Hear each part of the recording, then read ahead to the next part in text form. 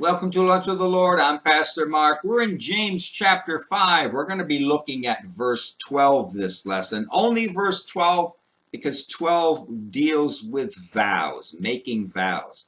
But before we begin, Jeremiah 15:16, Thy words were found, and I did eat them, and thy word was unto me the joy and the rejoicing of my heart.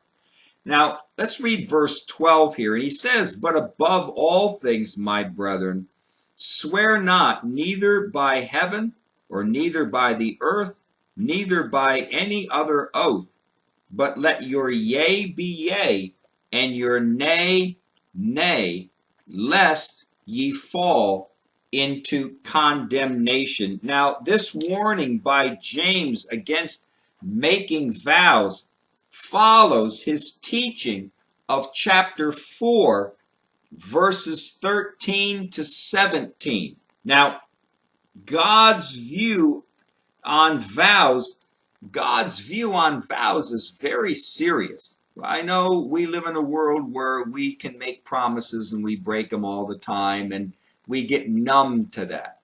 But with God, it's not that way. God sees vows as very serious. Ecclesiastes chapter 5 and verse 4, and it says, When you vow a vow unto God, defer not to pay it, for God has no pleasure in fools. Pay that which thou hast vowed. I'm telling you, vows are serious with God. No goofing around with vows. If you promise something unto God, you better do it. I want to read some notes that I have in my Bible in the back. The Hebrew word for vow is nadar, and it means to promise. And the Greek word is uche, which means a prayer. Now, a vow is defined as a religious undertaking, either positive, to do something, or negative, to abstain from doing something. The Lord said, the Lord never said, thou shalt vow so and so a thing.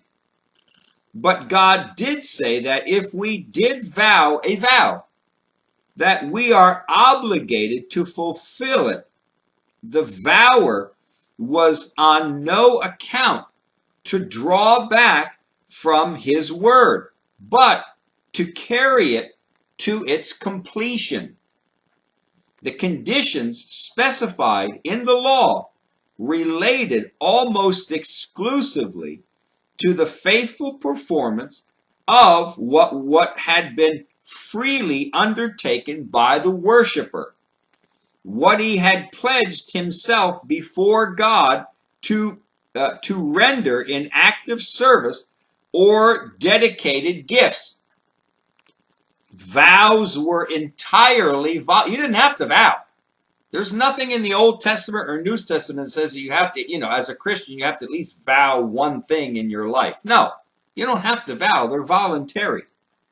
Vows were entirely voluntary, but once a person makes a vow, then they were regarded as compulsory, and evasion of performing the vow was held to be contrary to true religion. Now, I just want to give you some verses that deal with vows. I'll just read them off, and you can write them down if you'd like to. Genesis 28, verse 20. Numbers chapter 6, verse 2. Numbers chapter 30, verses 2 and 13.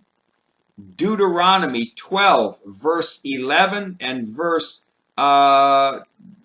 Deuteronomy 12, 11. And then Deuteronomy 23, 18. Psalm 65, 1. Psalm 76, 11. As we saw, Ecclesiastes 5, verse 4.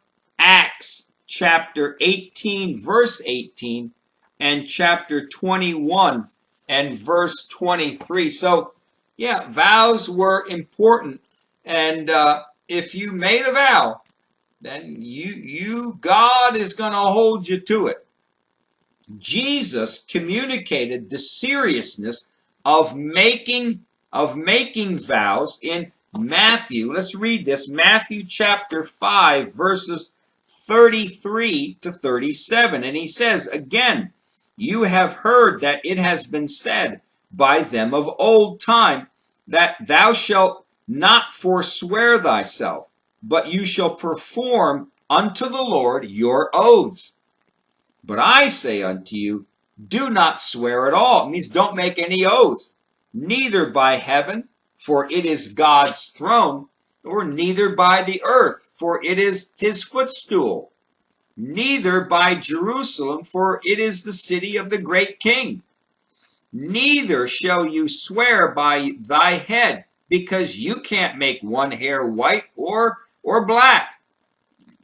But let your communication be yea, yea, or nay, nay. For whatsoever is more than these comes of evil.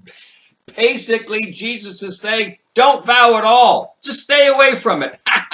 Stay away from vowing. The reason why we should not make vows is because we can't even be sure that we will even be alive tomorrow to fulfill that vow. We have no power to even make the hairs of our head change color.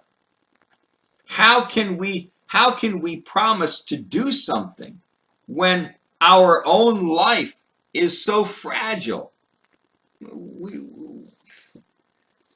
We don't even know if we're going to be alive again tomorrow. We don't know what God's plan is. How can we vow a vow unto God? I promise I'll do this for you, Father, in the next month or something. And we don't even know if we're going to be. This day hasn't even finished yet. If you are going to do something, then listen, just say, yes, I will do it. Or no, I'm not going to do it. Jesus said that anything beyond this is evil. The making of an oath, listen, it's a serious commitment. The making of an oath before God is a serious commitment. If you vow a vow, like it says in Ecclesiastes, you better pay the vow.